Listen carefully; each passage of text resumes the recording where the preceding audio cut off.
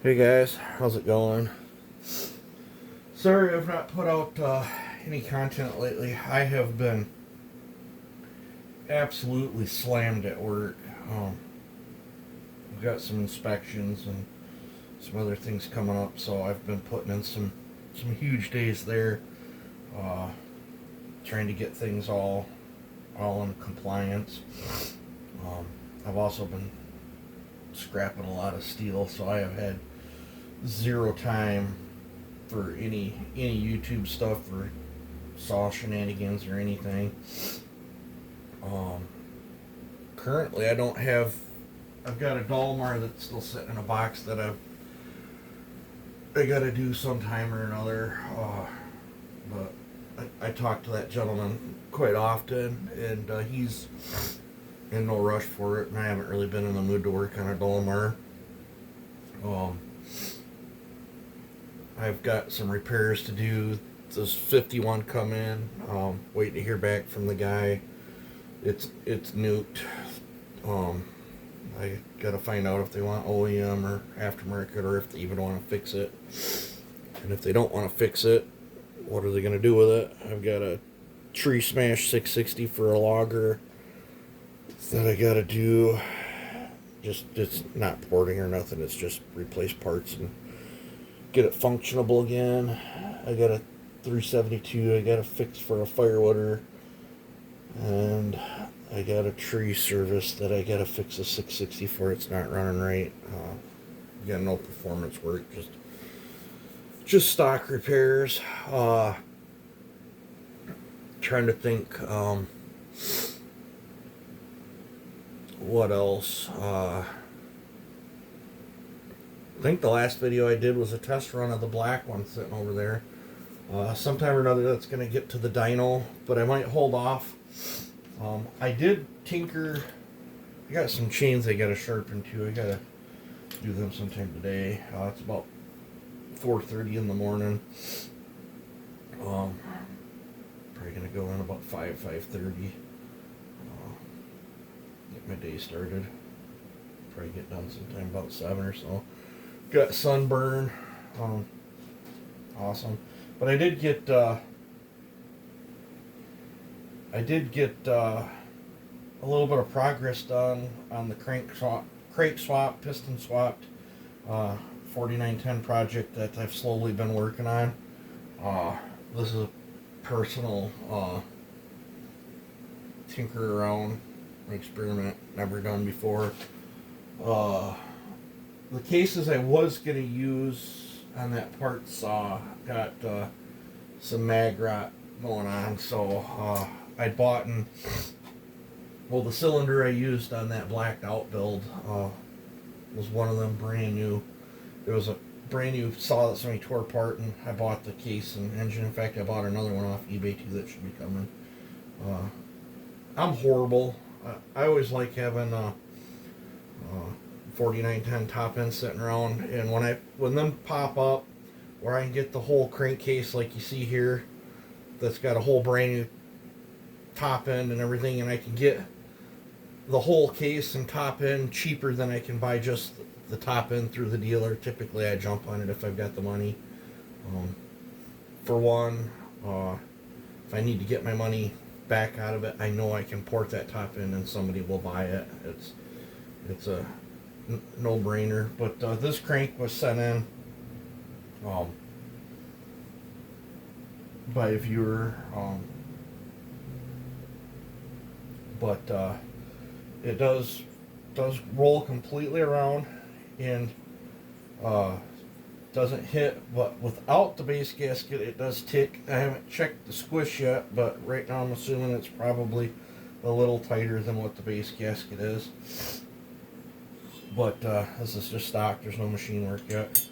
And I've got the piston in there backwards. I was just checking to see if it would clear. But this does have... this is dirty. I don't want to see that. This does have the 10 millimeter pin, and this is a Husqvarna piston. This is a wrist pin. I do not know what it's out of. It's something I had floating around. It's a little bit wider than the Echo one, but still not as, there's quite a bit of gap in here, so I'm probably gonna have to build spacers. Maybe not though. I've got like 3 other pistons coming that are 10 millimeter. We're gonna be trying some different things. I might end up picking up 3 or 4 more different cylinders, try different things, different machine work. But right now, I can show you.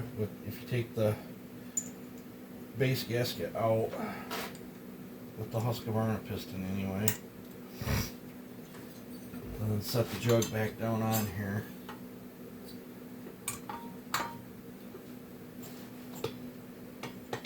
It just barely ticks. And then, yeah, look at that. There's a ton of. That'll be one of the problems I'll have to overcome if I use this piston. But where there's a will, there's a way.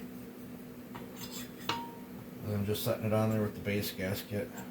I'm not hitting. So this has given me options. And as far as I can see, the flywheel key is in the same spot on this crank, and clutch threads are the same, and all this spacing here even has the left-handed nut. Now I do have another crank on order that's possibly a swap into, however, though that will take the E-clip. Waiting for that crank to come into, because I have another complete crankcase assembly coming, and the full circle crank setup, I don't want to split that one yet, but I have a couple crankcases. I'm gonna, another cylinder coming. I'm gonna be exploring different avenues, but the crank swap, piston swap, I mean, I'm making some progress on it. Oh, I've got a flywheel coming too. I'm gonna still be exploring, trying to come up with a different ignition system for these. I don't know if it's gonna work. Not gonna get into much detail on that, because unless I can sort it out, there's no sense in discussing my ideas. But this idea actually wasn't mine. It was the viewer that sent it to me. He doesn't want to be named, but I think it's awesome. He told me he could have fun with this, with doing this, and I am. I like doing stuff like this. This is gonna be cool. Let me grab a stock crank.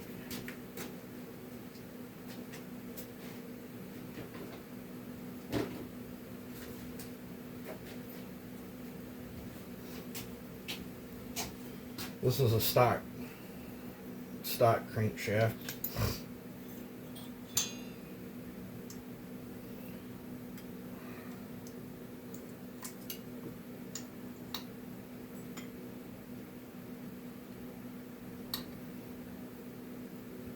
To show you that. So the stock crank has a much bigger end than this crankshaft. This one fits the 10 millimeter perfectly. So I don't know if we got a stock wrist. I should have.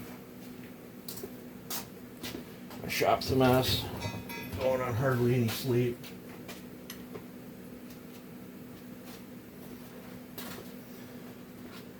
This is actually the brand new piston that was out of the cylinder.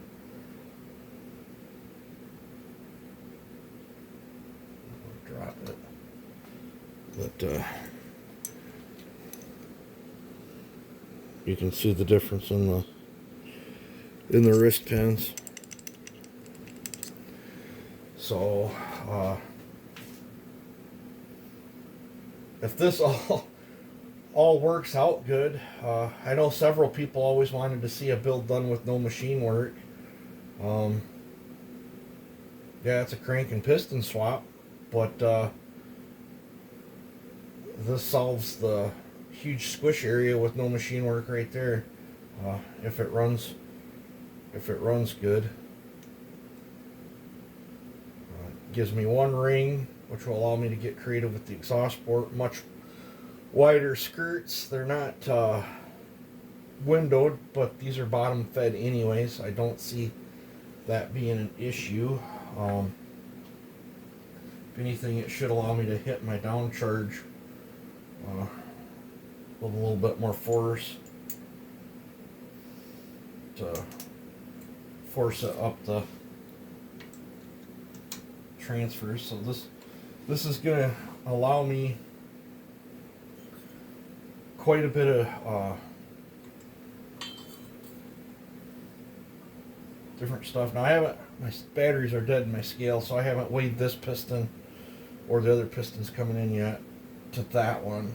But when my battery gets here from a scale, well, I ordered a scale too.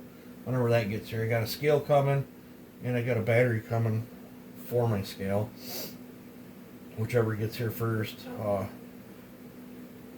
One of the combinations, I'm going to be trying to get that piston lighter than the stock piston, or at least at the same weight. I suspect this one's heavier.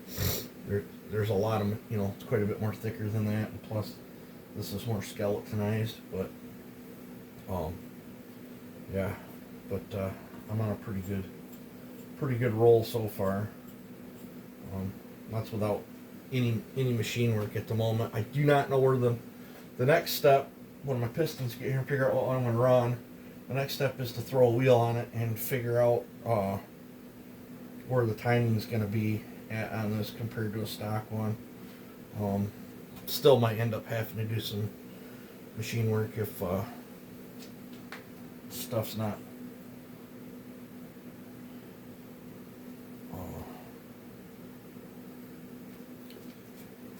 any worse than a stock one right now with machine work for how much the piston's sticking above the bottom of the port in there. Typically by the time you're done lopping all the base down to get the squish back where it needs to be, that's about where this piston would sit, so that's pretty cool. Yeah, this is going to be interesting. I'm really looking forward to it. Got quite the mess going on over here.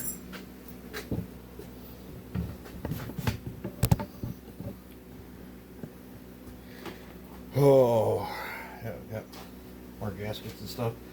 This is pretty much all the parts I'm gonna need to put that case together. The plastics are all used. I haven't found another 4910 yet with better plastics to rob as a donor, but when you dye plastics, if you're putting rough looking plastics in, you get rough looking plastics. There's something. I'm gonna have to re-dye this one. I keep finding more stuff. Something else just whiffed it off there. It must have been sticker residue or something. So I have to. I was actually gonna hit this with some 4000 and see if I could get it to clean up any better and then re-dye it. But if you put rough looking plastics in, you get rough looking plastics out. Top covers the same way. Nicest looking parts where the stickers was.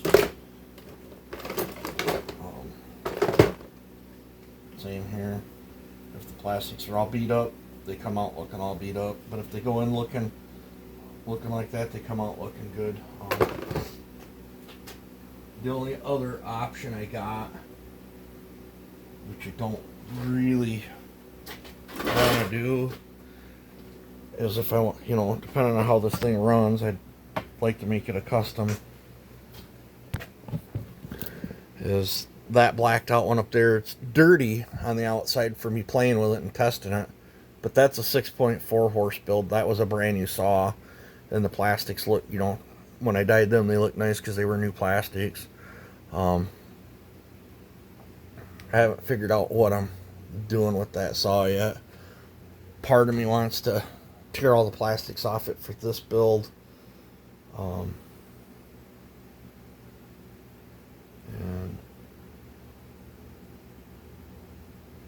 I've got another. Oh, yeah. I don't know. I got the other different short block down there. That's the other test mule. I don't think I really showed that saw much on camera. I think I showed one video of me testing the RPM on it in a cut in one of them videos, maybe 3 weeks ago, 4 weeks ago. But let me get over there. This one's got the gigantic single muffler mod.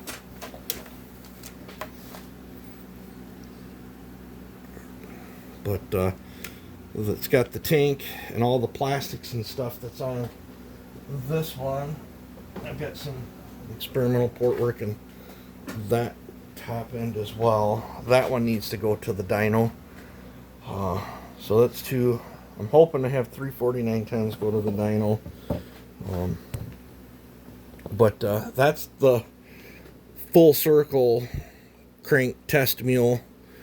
And that short block was in that saw, and then I transferred everything to the new short block. And then yeah, that the cases on them's been heavily, you see all the stuff on them.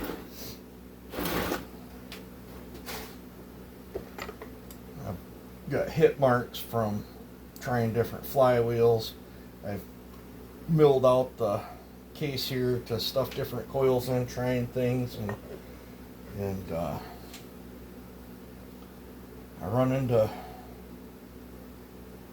just, I really did a bang up job on not wanting you to swap their ignition stuff around. I think that's one of the limiting factors. I seem to get quite a bit of snot out of them things, and I know there's more in there. I know there's 8 horsepower in one of these things. I just got to figure out how to get it. 7.4 is my record that I've had dynoed.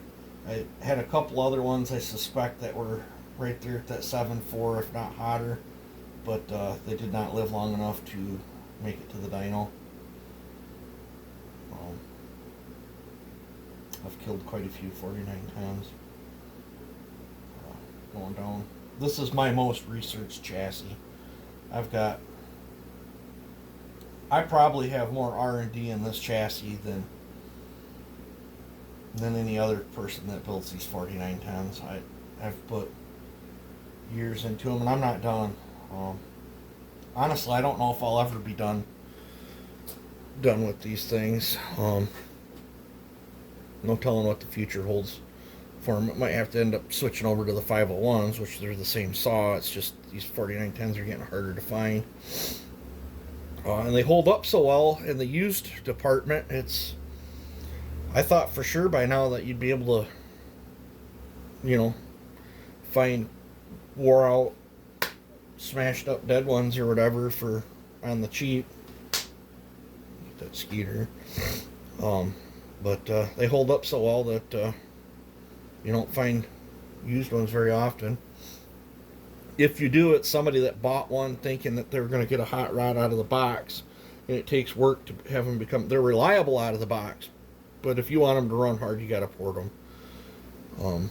And if you're sticking with stock components, machine work is almost necessary, unless you're only wanting 4.8, 5 horse or something like that. Then you could probably port them up and do a base gasket delete, muffler mod, carburetor mod, stuff like that, and get a pretty decent saw.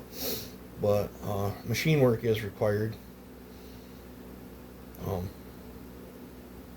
if you're pitching gaskets, I think you need to at least take at least 30 off the base. I typically take between 38 and 40 and run the gasket.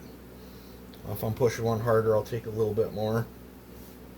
But I flat out exhausted, guys. But I got to get ready for work here, so I'm gonna have to call this a video here. But as next week should start slowing down for me, and I think I'll have all the scrap hauled in. I got 4 more loads I gotta take in at least, and that I'm splitting in half with the other party, and then I've probably got, I gotta run out to Nashville, and I got a couple snowmobiles given to me, and some scrap out there I gotta go get. Well, the snowmobiles are part of the scrap deal too, but I don't know if I'll scrap them. Might check them out. I think they're both the same model sled. I don't even know what they are. Yeah, but they're I think he said they're the same model, so between the two I could probably put one together, so that might be a project too. But yeah, so, but super stoked on how that's coming along. I'm gonna find a box and toss this in it, and I'm not going any further on this until I hear from the owner. And yeah, so if someone's looking, I don't think I've showed this, but if someone's looking for a 200T or 200T parts, I know there's some usable cylinders in there and a couple usable crankcases and a bunch of parts. That whole box is 200T stuff, and I picked this up on trade, and it runs really good. The only thing I did to it was through a fuel line. It had an aftermarket carburetor on it when it come in, and I'm assuming this was an aftermarket fuel line. So, and this thing had 3 fuel filters floating around in the tank, but it didn't run. So seems how it already had an aftermarket carb in it, which these things were known for carb problems anyway. And these are some of the filters that I found inside the tank, so got them out. But I threw one of them complete carburetor, fuel lines, air filter kit. It is aftermarket. Somebody's done a muffler mod to it. As far as I could tell, this thing's all OEM, but the carburetor and the air filter and the fuel line, and it runs really, really sweet. And I don't know if work's been done to it or not, but it's pretty snotty and it sounds pretty good. When you do go to start it, though, you have to hold back on the choke to get the choke to engage, which I don't know, that seems to be a pretty common thing on these things. But that 200T is for sale. I did not port it, but I don't know if work's been done to it or not, but it's pretty snotty. And if someone's needing 200T parts, I got that whole box of parts there. I'm not a huge 200T fan. Love the power of them. Not denying that one bit. Love the power of them. To me, the ergonomics of this thing just feels like you're holding a cement block. My personal favorite topper is the 2511. Even though they don't have the snot that these things got. But for the ergonomics and lightweight of the 2511, I prefer it more. Now, maybe it would be different if I lived in a tree. I don't climb trees. But for what I do with a topper, I prefer the 2511. But the only thing that's missing is that rubber grommet. And I think there might be one in there. I haven't looked. But, yeah, there might be one in there. But, I don't know if it would even fit with the aftermarket carb that's on there. I don't know. But, yeah, I want to get rid of that 200T, that box of parts. I was originally saving all that OEM stuff there because I thought eventually someday I'd pick up one of them Chinese one, build a saw or whatever, and just seed a bunch of OEM stuff in it and make a real good looking one with OEM crankshaft, piston, cylinder, coil, flywheel, all the important stuff, and make a really nice looking one. But I lost interest in it. If there's 200T fanatics out there or whatever, I don't know. Maybe I'll make a video, get this table cleaned off, and pull all the parts out. I don't know, or send pictures to somebody if they're interested in 200T parts. I'm just sick of the stuff sitting around, and I don't run 200T, so that one I took on trade could go. I know there's a cult following for them. I'd like to dive back into my 500i sometime, but I don't know when I'm going to get around to that. But, geez, I've jibber-jabbered on here for 25 minutes. I got to get ready for work, guys. So, if you guys are interested in that 200T, hit me up with an email or a Facebook message on Messenger. But it's chbriscoe@gmail.com. If I've already talked to you and agreed and sent you my address and all that stuff, you're supposed to be sending me your saw. Get that out to me, because for some reason it's hard to keep track of all my messages, but I feel like there's a bunch of saws in limbo that ain't showed up here yet, and I don't know what the scoop is. I know a couple people are waiting on parts before they send me their saw. But for the most part, if I've already talked to you and we agreed on it or whatever, get me your saw, because I don't want like 2 months from now all of a sudden a saw showing up and wondering what the deal is. So, but you guys take it easy. Sorry I haven't been putting out any content. Hopefully next week will change and I can get more content out, and hopefully there'll be more on that custom 4910 build. So you guys take it easy and have a good one.